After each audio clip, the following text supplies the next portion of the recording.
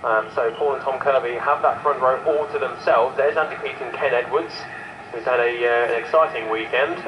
There's Chris Wright, Paul Bailey as well. That's the front two rows, but it is now all eyes to the lights. The red rise, and away we go. Not the best of starts there, further down the order for Costello, but a great start at the front of the field for Paul and Tom Kirby.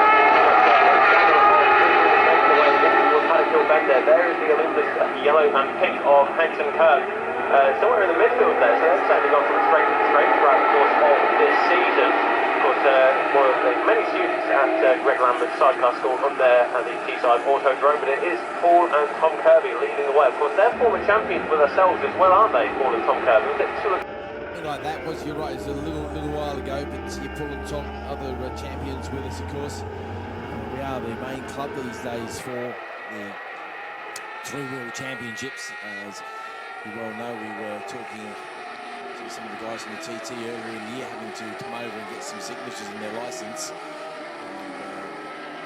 They were telling us how they used to be able to come over for a month to get all the signatures they needed. Now it's a bit more of a troll, of course, coming over from Derby and places like that, Peel, to get the signatures as the riders come across the line. Jim Fayes and Mark Fox threading the eye of the needle there. They've gone through on Buchanan and Evans, making the challenge on Smith and Smith. There they go through.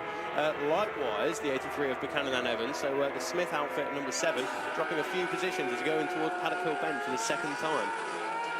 Just a quick look down there. Wright and Bailey doing a great job in third place at the moment there. Mixing it with the big boys, as it were. Certainly no lack of speed. They're running the number 62 outfit. And the significance of that is it's actually the year they were both born. So there you go. These people who sit there going, I'm too old to do this nonsense. Absolutely no excuse there as far as Chris Wright, Paul Bailey. The Waldorf and Stackworth paddock, as Mr. Gilbert so correctly calls them. Simon was asking what the track conditions are like. Well, it's actually pretty much a dry line all the way around now, isn't there? We've got to move a long way off of line to find a damp patch, in fact. So if anybody's made the mistake of going out on wet weather tyres, I think they'll be turning those to chewing gum very rapidly indeed. Yeah, not the cheapest things in the world either, are they? Tyres in general, let alone sidecar tyres. Of course, it's a slim pickings as Andy Peach and Ken Edwards get a little bit sideways on that wet patch on the exit of Druids. But Paul and Tom Kirby still lead the way. Last time around, at the end of lap number 2, it was at 2 seconds, but Andy Peach and Ken Edwards went marginally quicker by 12,000th of a second. What was the gap time between the Fayes and Fox and Wright and Bailey there? Fayes, it was, half a second in favour of Wright and Bailey. Okay, so not a lot in it. Just thinking, Fayes and Fox are looking very, they were a bit quicker though, 0.4 of a second quicker. I think Fayes and Fox are looking for that toe onto the front straight as they go through Clark Curve. They're trying to use that Triumph power to overcome the Yamaha unit that's in the Wright Bailey outfit. There's 1,000cc units in the Wright Bailey. It's the MT10 outfit. We think it's a 765 that James and Mark have got beneath them. So not a lot to choose between them in a straight line. Just some of the acrobatics the passengers are performing going into Paddock Hill. Definitely the leg out routine seems to be very popular. It's a very spectacular way to see them go down there, isn't it? Yeah, definitely. It's well, it looks easy. It definitely is. Well, you're going to have to wait a few months before you get a chance. Is that Smith being passed by Holland there? Obviously, that's just for track position. It's not for overall position with Ben Holland. Slipping by underneath. Buchanan and Evans only just a little bit up the road there. That's another one of the F2 outfits. Wakely and Hilditch it is, who are in 5th place, having just passed Buchanan and Evans on the last lap. As Kirby and Kirby come across the line, leading by a second from Peach and Edwards there. 52.675 though, fastest lap of the race. So again, we're still a good chunk away from the lap record. Holland and Stevens get credited, passing Buchanan and Evans there. Costello and Smith stay in 8th place. Retirement there for the number 7 of Smith and Smith. Just saw them return to the paddock through the rear entrance there, but Smith and Smith out of the race as the race leaders make the way onto Cooper Straight in towards Surtees, and we're going to be coming up on a few tail enders there as we make the way around McLaren's on towards Clearways. But Chris Wright, Paul Bailey have still got their hands full with the AW Racing Triumph machine of Jim Fayes and Mark Fox. They're in towards Surtees now onto McLaren's. Yeah, watching that battle between the two of them. Fayes and Fox are there, and red lights gleaming, as are most of them, of course. Sidecars were the first outfits to have the red lights put onto them. It's now compulsory for the solo machines as well in the tricky conditions. Just a simple bicycle light will suffice. Over the line we go. And change at the sharp end. Still just a few tenths of a second separating Wright Bailey from Fayers and Fox. Likewise, Kirby and Kirby over Peach and Edwards. Peach and Edwards, they're one of the veterans of this class. Kirby and Kirby going purple in sector 1.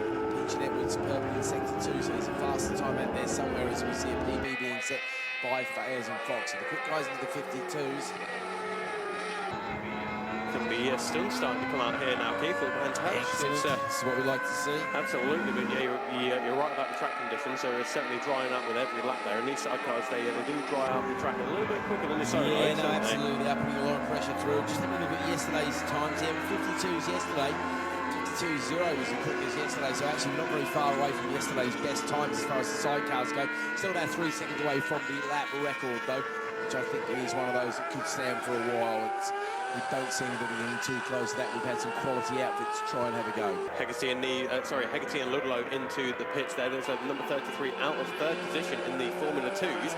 As that will go now to Hanks and Kirk, who's coming across the line now then. So Hanks and Kirk, they were on the podium previously, weren't they? Yeah. Yesterday's first race, they took a third position there. So another medal to go home with. That's not too bad. No, absolutely. Makes the drive home a lot shorter. We've got a couple of medals on the dashboard, that's for sure. We're 6 laps into this race, so at the halfway point as the leaders come across the line to start. I'll finish lap number 7, I should say. It was just over halfway in the race there. Kirby and Kirby with a 1.8 second gap now over Peach and Edwards. Peach and Edwards going about 8 tenths of a second slower than their rivals that time round. Here comes the clubman battle. It's Wright, Bailey, Fayers and Fox, 3rd and 4th for both those guys. Wakely and Hilditch a little bit further back there, having a bit of a lonely race. They've got Holden Stevens gaining on them bit by bit. In fact, they gained about 7 tenths of a second that time round, so we could be seeing a change for placings in the F1 outfits there. Buchanan Evans continue to lead the club F2s, or the over F2s in general, actually, because Costello and Smith won't be scoring points, because I think she's a British runner. Actually, I don't know, she might be eligible for points, actually, because maybe she's not a British runner. I'm not sure. Don't think it's important anyway, because obviously the championship's well and truly decided. Obviously, Greg Lambert, along with his collection of Andes, who's our champion, RJ Hancock and Baz Bevan, and also Gordon, can't remember which Gordon that is, but they're safe in 2nd, and Buchanan and Evans, well, they're safe in 3rd, ahead of Hanks, Banks and Kirk. So the placing's well and truly decided. So nothing but pride to race for, really, pride and medals. And of course the good fun of taking a sidecar outfit around the Brands Hatch circuit. So leaving the timing beam over the back there, nothing special this time round. Still seeing nobody go below that 52.675 that Peach and Edwards did about 4 laps ago. Nobody going purple this time round. So best lap coming in for Maria Costello last time round, and she breaks into the 55s there. There's a good battle there between the 101. Is that Wakely and Hilton? I think they're just making their way into through 30. But we had just a few months ago, we had a wander around the paddock there and had a good word with Ross Buchanan and Adam Evans as well. I don't know if you see the 2 sponsors that they've got. Go on. Yeah, no, he's the pull-in down there. And who's the other sponsor then? Club XS, which I think you've got more familiarity with than me. I don't know the name. I genuinely don't know the name. Okay, I'll tell you later. Okay, yeah, you'll tell me off air. Okay, it's one of those sponsors. Okay, cool. Well, you know, we do get all sorts of sponsors helping people out, of course. We did see somebody last year sponsored by somebody from OnlyFans, which is a big air conditioning thing down in Kent, I was told, so who am I not to believe that? We did see Fayers and Fox pull alongside almost their rivals there, Wright and Bailey. Buchanan and Evans, they were at the Manx Grand Prix this year, weren't they? And they're looking to do the TT next year. That's right, yeah, that's right. I think they're going to have a few rookies at the TT next year. I think Steve Kershaw's doing it as well, but that'll be interesting to see how they get on. But of course, we will have our eyes on Buchanan and Evans. It looks like another retirement there. Is that we can see Hegarty and Ludlow, Smith and Smith have retired, but I'm sure I saw another outfit back in the paddock. We'll get confirmation very shortly. Burns and Fairhurst not across the line yet. It could well be their orange machine that has come back to the paddock, and there it is indeed, the number 14 out of the race. But race leaders of Kirby and Kirby. What's that, 3 tenths of a second they lost on that previous lap, but they do have 1 1/4 laps to go. They're making their way round clearways onto Clark Curve now. Wide line there for Andy Peach and Ken Edwards. and almost right out to the rumble strip there, it seemed, from our vantage point here in the commentary box. But the last lap flag now being shown to Paul and Tom Kirby. Andy Peach and Ken Edwards. The gap was 1.2. It's now 1.2. Right, Fayers and Fox have been trailing Wright and Bailey by a bike length, if not even that. They're almost giving them a little bit of a rub as they come off of clearways there. They're going to get the hurry-up flag now. They must know they're running out of time anyway. Again, I don't know if there's any great signalling between the two of them. They go across the line. They were separated by 0.3 of a second there. I don't know if they're going to get the opportunity. Mark Fox getting the leg dangle, giving the doctor's dangle la sidecar, I guess you've got to call that, haven't you? Not sure how much difference it makes when he's just hanging on for dear life and almost falling out of the outfit. That's probably closer to the truth. Oh, Fayers goes tight there. He's going to get the run down on the outside. He can't do it there. Wright tries to cover it on the outside. He does quite successfully. But Fayers and Fox might get the drive out to Surtees. Can they? Wait and see as we go up. No, they don't have the herbs to be able to do it there. It's going to have to be a straight run, and I think the MT10 outfit will have a little few more GGs to get themselves to the line. But Fayers and Fox have been coming off the clearways quite quickly. They get very close there as they feed the power in, trying to pick up what little slipstream there is to be gained on the front straight here. Here we come then towards the line. I think it's going to be Wright and Bailey though. Yes, indeed. They get the gap down to a mere quarter of a second. But not enough to do it. Kirby and Kirby do indeed take the win from Andy Peach and Ken Edwards there. Chris Wright, Paul Bailey, top of the clubbies. They come across for yet another win to add to the two that they had yesterday as well. They are our champions. They came into this round with 15 wins. They've now got 18 wins in the championship. What a fantastic effort for them.